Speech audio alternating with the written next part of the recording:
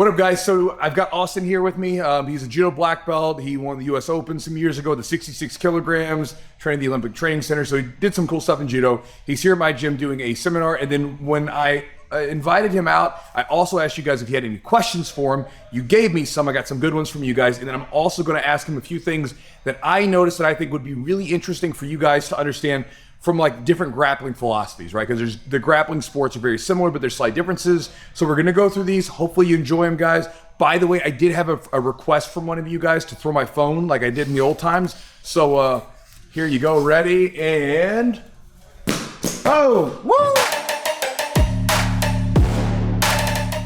All right, guys, so we got a question from Odin's Raider 591. He says the timing necessary for an efficient foot sweep. So what I'll say basically is, how do you develop the timing for a efficient foot sweep? Perfect. And again, we talked about this before. There's a lot of different foot sweeps. They're not just one.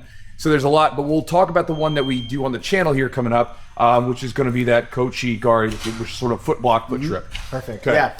So yeah, timing with foot sweeps. So I don't want to be here waiting and trying to calculate in the moment live when Chewy is going to be in a certain situation.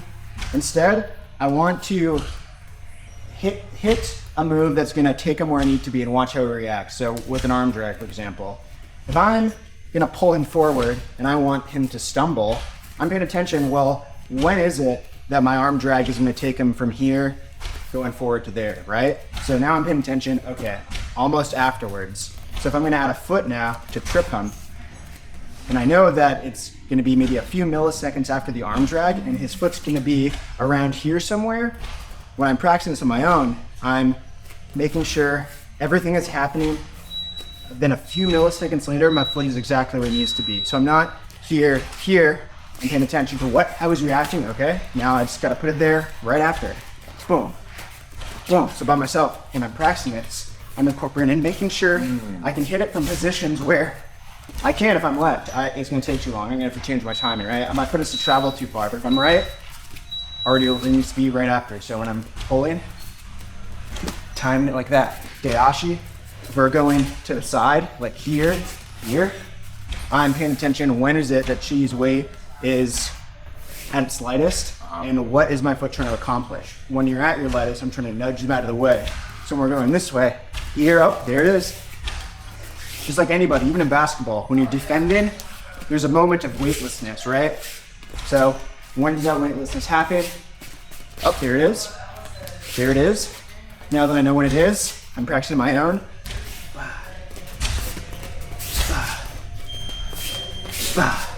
So with Chewy here, boom, boom, right there. So it depends on the foot sweep, but just ask yourself, what is your foot trying to accomplish? So a couple ideas here. So basically, one is you're thinking about where are we going with this? So you're saying, okay, like I'm trying to pull them this way and I'm catching there. So this way is kind of like getting yourself into position before it happens, right? So understanding that, but then also understanding, like you said, the difference of like what you're doing, where maybe with the Kochi block that we did, your foot's maybe blocking, whereas on the second one you did, you're actually sweeping to the side. Yes. And then as far as actually developing the movement, something that you do a lot of is you do a lot of like shadow movement. Yes. Like, so again, like getting into those movements, because obviously if you only try them live, it's gonna be hard to like develop that quickness of body and mind during that moment. So you're doing a lot of like solo movements. And like this solo sort of training shadow Uchikomi accommodates throws that rely on me getting myself to where I need to be, and that is the sort of lion's share of what the throw is. So with foot sweeps, the way I hit them, 90% of it is getting myself to where I need to be,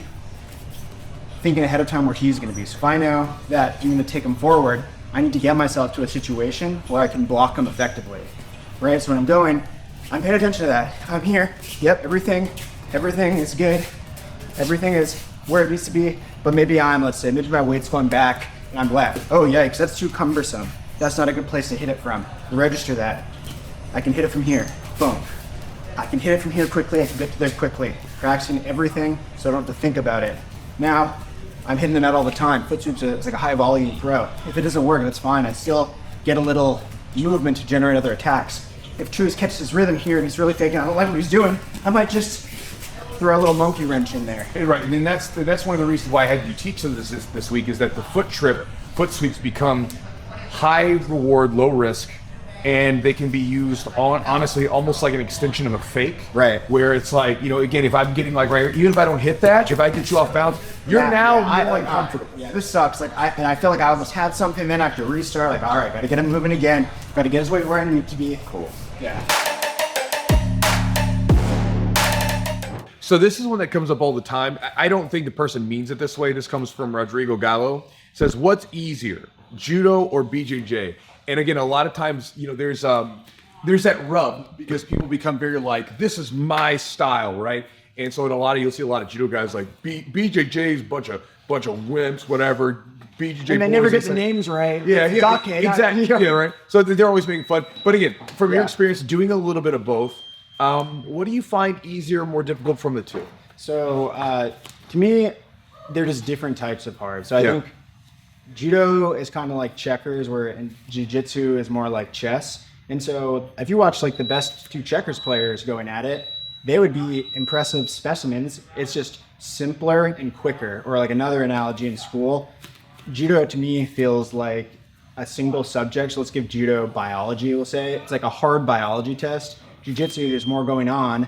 Chess is one analogy. Another one would be midterms, where you have to study for every single class: math, biology, it's English. More specialized. Yeah, but easier material, but more of it. Like in judo, we have to be perfect in that split second, because we're only doing a few things, right? We don't have leg submissions, we don't have ankle submissions. You have to be very careful with even certain parts of the arm. There's less going on, so it's simpler and quicker. Jiu-jitsu, I think, is really harder intellectually. I find myself like really, like, it feels like whenever I roll and I lead, it feels like I just took an exam almost. My brain is like tired. Gotcha. So in this is, I think about this, let's say from a striking example, right? This would be like boxing compared to like, say, a Muay Thai, where we've got elbows, knees, trips, everything else, right? That can be involved in it. There's a lot more options. But if you saw two boxers, right? But if you took that Muay Thai kickboxer and put him up against a pure boxer and they just threw hands, I mean, it's going to be all over. Yeah. But then if you put the boxer into the Muay Thai sport, he's going to get eaten up with legs and stuff like that. So it's this thing, because like you said with judo, you guys are limited more in what you can do. Yeah, no hands to legs in pretty much every situation. Right. Whereas us, we don't have as many constraints. Right. So we can be all over the place, but there are those places where, again, if like you took a jiu-jitsu guy and a judo guy, you put them together and they start grappling. We both know the judo guy is launching the friggin' jiu-jitsu guy, right? It's going to happen. On the ground, though, then it's going to be this thing where, if the jiu-jitsu guy is very proficient at what they do, they're more than likely going to have the advantage when they get to the ground, because that's where we spend most of our time anyway. But also, too, from that standpoint, that's where we have more depth in what we're doing. Absolutely. And then here's kind of a side question. As you're getting a little bit older, like, which one do you find? Because by the way, he doesn't look it, but he's 32, right? He looks like you're in your like mid-20s.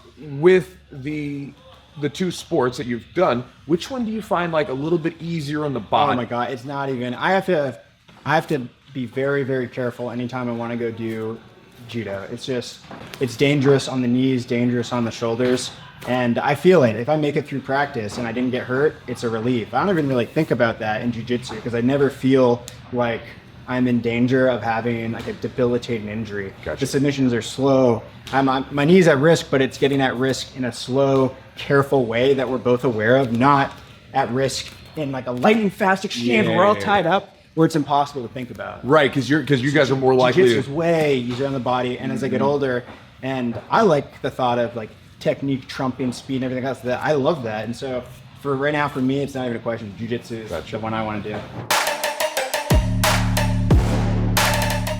Got a question from him, HIMHYMN.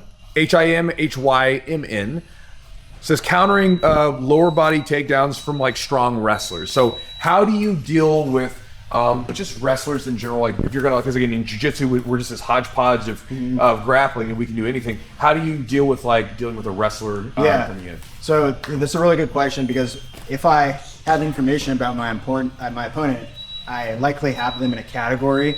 And I categorize wrestlers and that sort of style of grappling as big pushers. So I'm worried about attacks pushing me.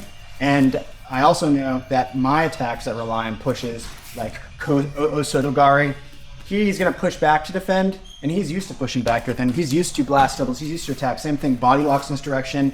Wrestlers know what this feels like. So I'm not trying to fight them where they're strong. I'm trying to take advantage of their body position and selecting throws preferentially. So, Well, so that's something interesting you brought up. So, like, for instance, if we were over here, let's say this was our mat, right? Yeah. In judo, Right, so- if I push you out, hey, ref, Shido, yeah. Okay, so it's like they don't push because, like, if you watch the body language of Right. judoka, it's a lot Never more. happens. It's a lot more Right. loose. So if I ever get like pushed, like I'm just not gonna really respond and let him take a penalty. Yeah. But in like freestyle, like Greco, if you're to push me out, that's a point. So in judo, it's the opposite. So there's very little of this. Well, and it's interesting because when you look at the body language, like if you guys watch the videos that he has on his Instagram page, it's a lot of things like, you know, to us it looks kind of silly because you're like, what's he doing? And like, I'm sure you've had someone say, I just take you down or something. Yeah, but it's okay. like, Yeah. but again, it's different because he knows what he's doing. He's very calculated, but also from a judo standpoint, like, you're going to be here because we're a little more upright and there's no incentive to push. Exactly. Got it. So you're up against the wrestlers, they're pushing it. So I'm looking for pulling attacks. So if they have their right foot forward, I'm going to try to pull him, take him to a position where I want. So we did that Chewjitsu snap where he's pushing me. I'm even setting up. I'm trying to make him push me back. I know it's a wrestler. He doesn't want to get pushed back, right? Same thing again. And then I'm going to pull, right? Like we covered in one of the videos. If it's a lefty or left leg lead, orthodox stance and striking, I'm not going to try to push battley an Ouchi this way. I'm going to pull him this way. So the kind of opposite of Ouchi is Uchimata. Similar leg position, but it pulls of a push. So if I know he's going to push, I know he's going to push me back to the fake, maybe I'll fake an Ouchi. Maybe I'll fake an Ouchi again. The next time when I fake, I'm going to pull. I know he's going to push back. So fake, boom, down, looking to lock something in, or fakes in general for forward pressure players. It's going to tire him out. I'm not going to get as tired if I'm here faking like this. And eventually you'll notice people start to get lazy. So if I have a wizard here, I'm faking, maybe his head position won't be so diligent. Maybe it'll slip a little lower. And I'm paying attention for that. I'm waiting for him to make a mistake, waiting for him to get the lazy, right? Here, if I feel it, now I'll fake, boom. Try to lock in submissions in transition to the ground. Very popular in judo. Yeah, because in judo you don't have a ton of time on the ground to play. Right. So when you're taking someone down, you already have to be thinking about what's my submission. Right, and like defense, similar philosophy. So, well, defense, I mean, I'm right there because one of the things, like, as a wrestler, like, I've gone against judo players, right? And they'll literally go, right, like, they'll put that leg out there. And from a wrestler standpoint, you're like, I'm supposed to take it. Yeah, you look at it. And I know I'm supposed to, but you're giving it to me, so something's up. And, you know, again, if I go in there and like, I'm going to get a single leg here, boom. Yeah. So then I'm walking right into Uchimata. Yeah, so we learned to defend a lot of shots because we play more upright. The sprawls aren't quite as effective because in a sprawl, you're going from here to here. The distance is smaller, so even if you do it not legging fast, it's going to work. If I'm upright, now I have to go from here to there. It's a big difference. So instead, I commit, and if I know he's going to get my leg, I look for something to get a handle on him. So a wizard, maybe on top of the head, and I'm not sprawling. I'm kind of pulling my leg into his, trying to intertwine it. So there's a lot of drills from here where choosing trying to finish a single leg, and I'm going to be trying to hop around using my leg to protect me versus sprawling. That's a big thing that. Well, and that's like if someone gets like that's like a late stage like defense for us. So like it's another layer of like shot because I'm trying to sprawl most of the time, Right. or I'm cut angles to the side. But if you do pick up that single here, I mean, this is what I'm Right. doing. I'm getting right out here like this. It's the same thing. And it's the same exact thing. And this is where you see the crossover. We're like, we're doing the same stuff. We have different names for it, and we use it for different reasons. But we essentially do the same thing. We're using an Uchimata. Right. We just have it for a different purpose. Yeah. Or a different name. And one other thing, last thing, if I know the guy has just like a high C from like hell or something like this, I'm really worried about it. I normally like to go for wizards. I have to be more careful reaching for a wizard. I can't go here and try to kind of lollygag it over. He's just going to disappear under me. I have to, in space, be conscious of the risk of a shot or a duck or a high C. So I keep it low at first, protecting my leg. This is too far back. He's not going to get to my trail leg. It's too far away. I'm going to not let him fake me with a misdirection single. I'm keeping this low, so when he does shoot, this leg's exposed, but I'm ready, my underhook to pull him out. I don't even like that. I don't even like that, that moment. Yeah, no, they stop shooting. And then once I'm safe and I have a connection, now I'm going to be quick with my wizard. So I'm here, I'm tying up, and then I'm here, locking him in, taking away the shot. So I'm not spending time here. I'm going to mirror protecting my lead leg. Here, give me make some contact. Then I get it in. Gotcha. Then I lock it up. So thinking about the strategy, so with wrestlers most of the time, because they are so push oriented, you're using pull takedowns, things that go that direction, using that power. And then again, if we're getting into a situation where we do have the single leg, which is really common because you're going to be very forward, you're using Uchimata. Movement too. Wrestlers, like, as somebody with more wrestling experience, right? This is, a lot of your setups, those won't be there if I'm straight up. Last level's there, but now we're going to add some distance, right? So now I'm moving him. I'm changing my angles. I'm keeping his arm low. He's going to not feel like there's a lot of openings, and I'm going to add some heat, knowing they're not going to work, just to prevent you from catching the rhythm. So I'm here, I'm out, I'm here, moving. I'm faking. I feel like there's some, he's catching his flow, catching his rhythm. I'm preventing that, throwing monkey wrenches in. Got it. And this is another one for you guys, because a lot of you guys were asking about how to like avoid injuries with throws. So he was talking about this yesterday during the seminar, the class. He was talking about how he would train with one of his close training partners in order to develop the ability to do the takedowns and do the throws, but not take all the damage. So I thought that was an interesting thing. Yeah. So 2 parts. I mean, there's different ways that you can get hurt, right? And when you start to experience a lot of falls, like 100 falls on a hard mat, it's cumulative, and I don't want that unnecessary mileage. So even when I'm selecting throws, I'm trying to look at ones that don't require me to bury Chewy into the mat. So I'm not trying to look for throws where I need to whip them down as hard as I can. I'm trying to look for throws I can practice where we're both comfortable and we're both engaged kind of intellectually. And really it's more fun, more comfortable, safer, but it's also, I think, we get better faster. You don't waste time like getting up, like, oh, like 1 second, I gotta tape up. So when I'm going in now, I'm looking for throws, I'm moving, and then when I time it, I feel good there. How does that feel? Like, right. Counter. And so it's like you're doing it almost like a really active drill where you have resistance, you're going for it, and you're getting to that point where you got it, and you say, like, basically once the opponent feels, it's almost like a tap. It's like saying, you got me. So and then when we move on to Randori, it's a tap. So whereas a throw would be getting a choke and making him pass out or armbar breaking his arm, we're gonna tap and stand it. So if I go in there for a body lock, and I get, let's say, double lunge here, I get here, I already feel like I have lifted, then that's all it takes. Like, oh, got it, okay, oh, get, tap.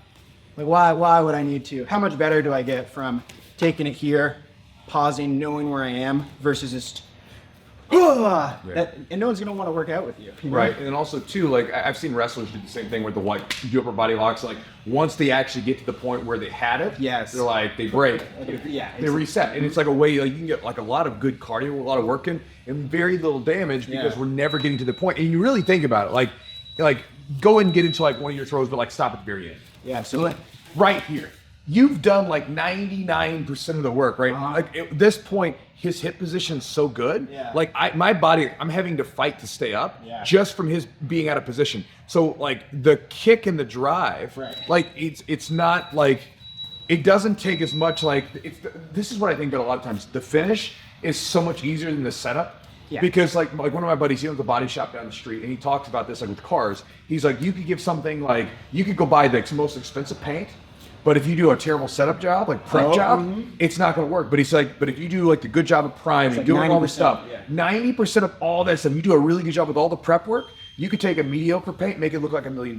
Yes. Because you do the good setup work. So all that setup work is really the magic. And then the finish, the stuff that we actually get, the like little dopamine dump from, that's like the last bit, but it's usually the easiest part if you've done the good stuff, all the setup stuff first. And you have more energy to train and like think about it carefully. And it's a trust thing too. Like I get my best rounds with people that I trust the most. And it goes both ways. Like if I get caught, I have to have the humility and respect for both parties to say, oh, Chewy got me. If Chewy gets in a shot and like I'm not trying to get dumped and I feel like poor, like, oh, you got it. It's a tap, right? Yeah.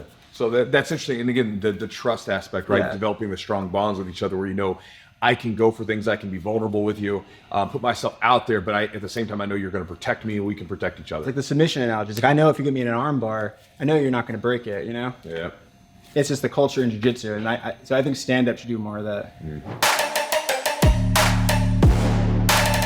So this is a question for me to add on to that because, okay, now we're talking about wrestlers, but what about jiu-jitsu guys who get into grappling who don't have a lot of takedown experience. So they end up being very timid with takedowns, and it makes it kind of hard to take them down because it's easier for, like, we would agree that, like, sometimes the takedowns work better when we're engaging, you know, with someone that actually wants to play the game, right? They're actually engaging. But then you'll get people where they're like this. They're very far back. They don't really want to engage, but they're not dropping to the guard. Sometimes it's like, well, what do we do? Yeah, what do we do, right? Yeah, so it's almost the opposite of the wrestling analogy, where wrestlers are worried about pushing. Jiu-Jitsu, I'm worried about trying to do pulling throws when they're not there. If Chewy's already kind of on his heels, and I were to try something like a drop Seanagi or a pull, I'm not going to get him off balance enough to where I'm protected.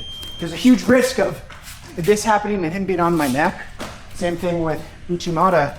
If it's not there, it's not gonna work, right? So I'm trying to take advantage of the fact that he's going back, selecting attacks that go in that direction. So if his right leg is forward and he's a little back, I'm not looking for my drag. I'm looking for my backward throws, my Osoto. And he's gonna have the inclination to go back. He's gonna wanna do it. So if I give him a little pull, now he's gonna be primed. Now I'm gonna position myself in the same way, except pulling, I'm gonna go backwards. So I'm gonna go pull, pull, and forward. So one, pull, boom, not there. The other one again, pull, not there. One again, boom. Into my pushing through as my Osoto. Instead of Ouchi or Uchimata in that direction, we have the opposite, inside trip, right? So a lot of wrestlers have this too, especially left leg lead. I'm not trying to force this. I'm trying to steer, force here, going down. Attacks in that direction. We do the same thing. So like my student Brandon, he does it a lot where he'll even play like off of an over rotier, and it's the same thing where we're dropping in, go right here, and then we can go right into positions. It's not a huge deal in jiu-jitsu. Wrestling is a huge deal. So like you said before, it's the rule set that dictates the sort of stance, I mean everything, right? Well, yeah, because I mean, there's like, you can go look at like one of the Schultz brothers back in the 80s, he was doing Kimuras. Yeah. Like, so he would get here and the guy would pick up a single, right? And he would get a Kimura and he would rip it and basically get the guy to have to go with it to defend single. They banned him from using it because they're like, it's just, you're hurting guys. And so you see, well, the moves are still there, but what's happening is the rules are going to change how we can play. Like for instance, with the pushing. Yep. We're doing a lot of the same stuff, but the push is not like incentivized. If they had it's still technically an option, but it's not the option that makes sense with the goals that are placed by the rules. But if they started giving you a point for pushing, all of a sudden you'd have guys just tossing guys in judo. All of a sudden, everyone would be either pushed out or thrown with only throws taking them that way. Interesting.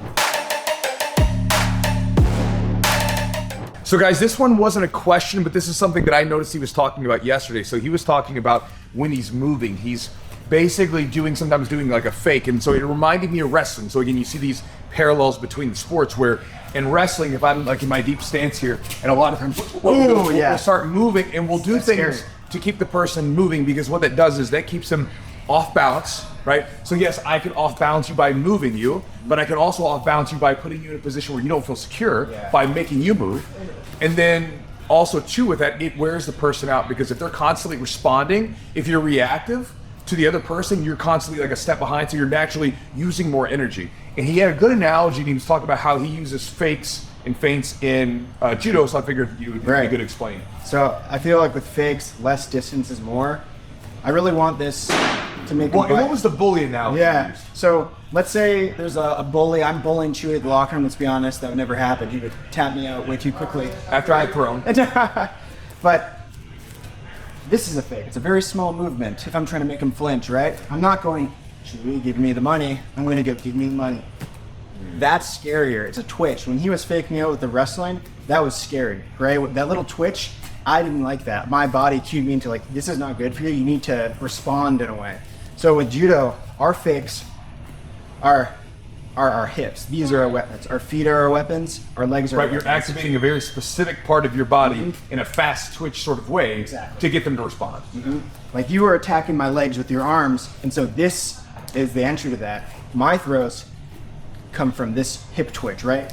Osoto, Uchimata, front Uchimata. So when I'm faking it, it's not like this, right? It's here, a little bit even better. Because he can sense that, yikes, now there's a lot to process. He's moving and there's a little twitch.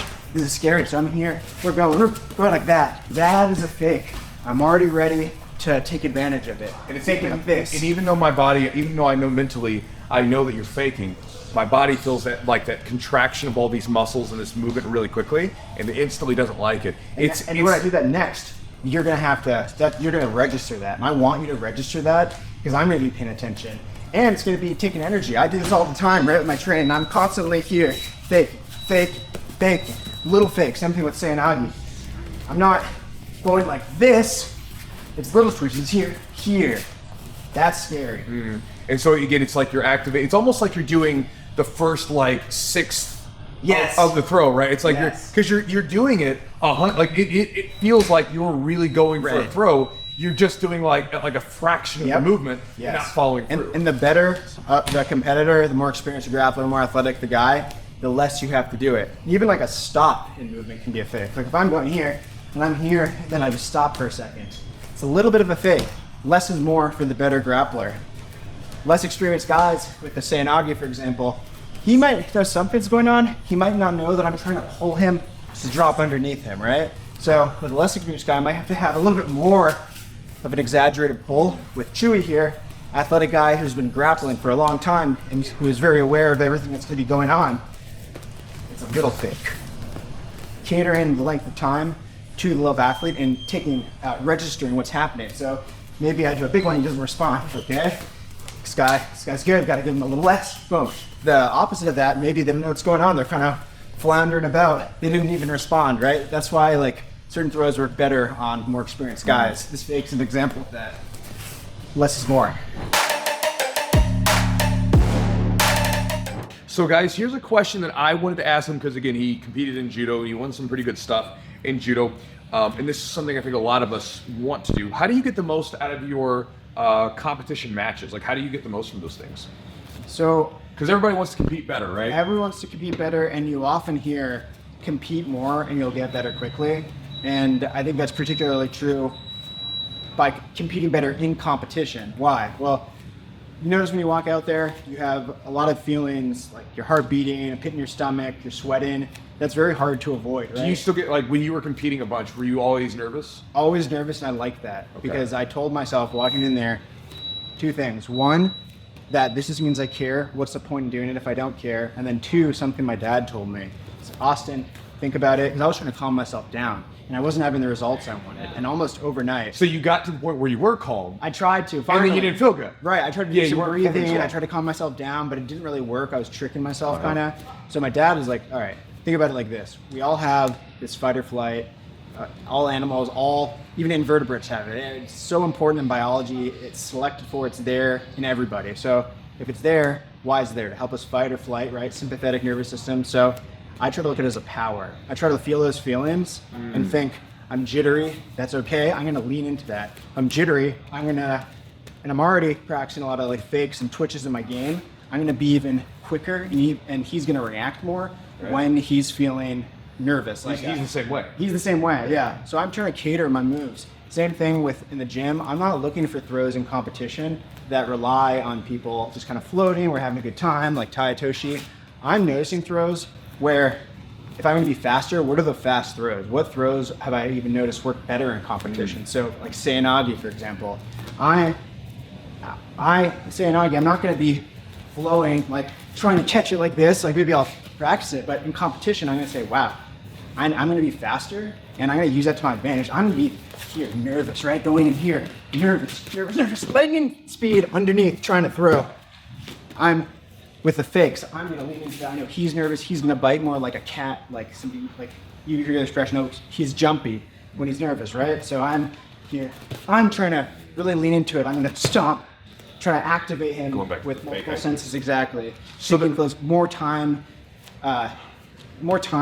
getting reps when you're a Super Saiyan, is like how I think of that. Yes, that's interesting because you're thinking of this is something I've read about where, and I think this helped me out a bunch too, is interpreting the feelings differently. Perception's everything, right?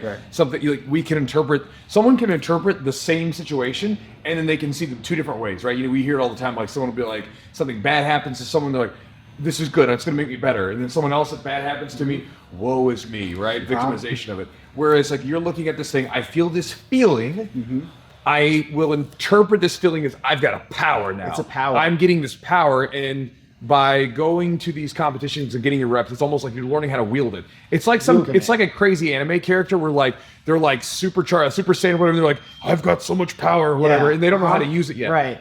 It's you learning how to like, because it really does. If you look at the physiological effects, when you're in that heightened state of arousal with all the adrenaline going through, you will access more strength. You'll be faster. You'll be quicker. You'll be more on edge because your body has that response. So it's like you learning how to use that setting of your body that you're not used to, because when are you walking around in that hyper arousal state? Or even practicing feeling like that. Yeah, you don't feel like that. Right. So it's a different So I'm looking state. at my fast twitchy throws, my drop, say, my firemen explode up where I'm stronger. Where in practice I might be like, I don't know. Got it. So it's both the term they use is called anxiety reappraisal. Yes, so that's it. It's that, and then also adjusting your game plan for the competition to be like, okay, these are the best things that work for me in competition, and then figuring those out. Yeah, and it's individual. Some people may find that they fight better when they're calm. We were talking earlier about we're not those guys. Yeah, no, when I there was a couple times after fighting MMA and I would go do a jiu-jitsu competition, I was so relaxed because in my mind I'm thinking, well, you can't knee me in the face, you can't punch me, so no big deal. And I had my worst performances then, where now it's like if I don't feel a little on edge, I don't like it, because it is a power for you now. Yeah, I need to feel it. Well, and the thing is, I think about it, it's like I watch myself compete later on now when I learned how to wield that power, and I'm watching myself sometimes go, damn, like I look on. Yeah, look at me. Oh my God, I can't believe I just did that. Like I don't even know what fast. I did. Yeah, he's really fast. Like I look at myself when I compete now, I'm like, wow, that guy's cool. Like it feels like a different side of myself. I notice it too. It's the same exact thing. That's cool. This one is from Shadow Darkness Saga. Asks, what is the worst injury you've experienced in judo? So it's a really interesting question because it really deals with, I think, a thing I see a lot with younger athletes. I'd love to hear your opinion on this afterwards. So we were playing a warm-up game with me. I ended up tearing my ACL. There's some rough housing going on in this warm-up game. One of my main training partners, who prior to this, we've never even been at risk of hurting each other. We're very conscious of what's going on. Yeah. We're respecting each other. I'm keeping him safe, he's keeping me safe.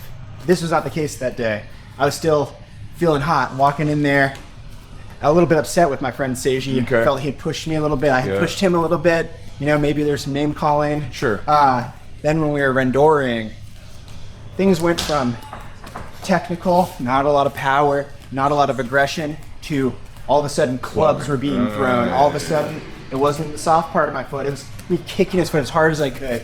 Things were getting heated. We were young, didn't really realize the danger we were putting ourselves in. So then when I went in for a technique, I was really trying to make it almost like hurt him a little bit. I was swinging my arm and getting crazy. I was in a position where I not normally am, because I don't fight well when I'm angry. I don't train while I'm angry. So I was in a place where my knees didn't even know where they were. He was also angry. He wasn't trying to lift and sweep gently. As soon as he felt me kick him, he kicked me. We got intertwined with an Ochi sort of Tani Toshi sweep situation. Bite on my end, a little bit of bite on his end, tore my ACL, and I've noticed young athletes do that before, and you must see this. Now, what's your strategy for that? The younger athletes can get more emotional. Yeah. You know, that's something you got to watch for. And for any of you guys watching this, I mean, we deal with a lot of stuff on the mat. I mean, you think about, you get nervous sometimes, you get anxious, you go to a competition, you're like really on edge, you go to the gym, sometimes you get frustrated, you get angry. I mean, we're dealing with a lot of deep stuff, and we get a place to play with it.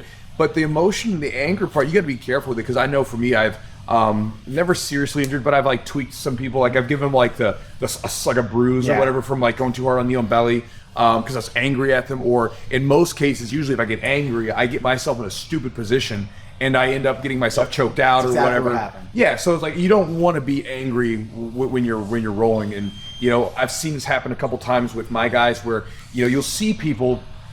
And it's different, because if you have some guys, like if you go watch the Rotolo brothers, like in Jiu-Jitsu, if they train together, like they were training in Costa Rica a few weeks ago, when they're training together as brothers, I mean, they're beating the crap out of each other. Oh, that's normal. But that's just very normal to them. But then not for me. I was very calm and technical usually. Yeah. It's a huge change. And so if you see that change, a lot of times I have to get the guys off the mat, right? I'm like, all right, you guys got to chill. Hey, Austin, can we just take a little breather for a second? Or? Yeah, I mean, I've had guys. So, for instance, I take them and like, let's say if you were getting really hot, I could just tell that that heat's even up before here. the round, like I was like walking around. I'm normally kind of happy joking around, but I was like walking around. My coach even kind of like maybe noticed something, but a lot of guys pay attention to. But I was like getting ready like angry, not like, let's do it, Seiji, I'm gonna sweep you today. Yeah, so I've seen guys where they get into those roles and they're like basically getting really, really rough. And I can tell it's not like a fun rough. It's like, I'm trying to take your head off rough. And again, maybe there's a time for like, if you like for instance, one of my guys, Brandon, who wrestles, he's a great competitor. When he's in a mode like that, he's doing it, but it's cool. That's the way he goes. But when it's someone that doesn't belong there, I'll take them off the mat. Like, hey man, let's go take a walk for a second. Go get a breather. Let the anger get out of you, and then usually they come back. My bad, bro. Yeah, and they're good, right? But it's like you don't want to be angry. And that did happen, even though I did tear my ACL. I just wish it could have happened before the round because I wouldn't have been out for 6 months. You know, good lesson. Same resolution. Not the same rehab back. Yeah. So guys, hopefully you enjoyed the conversation of us just kind of talking shop, answering some of your questions. Some of your questions I took, guys, I sort of lumped them together and repackaged them just a little bit to give you some information that I thought from a coaching standpoint would be useful to you. Some of the questions I answered outright with them. But hopefully this was useful to you. Gave you some ideas to chew on for your jiu-jitsu training, your grappling training, but giving you a different spin than what's normally here because most of the time it's a lot of wrestling, a lot of jiu-jitsu based. This is the first time I've had like a guy that does judo doing no-gi judo, which is a lot of fun because as I'm getting older, I can still shoot. I have no problems with it, but you know, being able to off-balance people with foot trips, I'm like, I like that. So it's going to be something I'm going to be adding into my game. Again, if they want to find you, where's the best place to get a hold of you? Just Bad Boy Medicine on Instagram, and you also gave me a lot of stuff to chew on. So thank you. I can't wait to hit it. So guys, and thank you guys for being here. I'll put his information down in the links below if you guys want to follow him and watch some of his videos. Talk to you guys next time.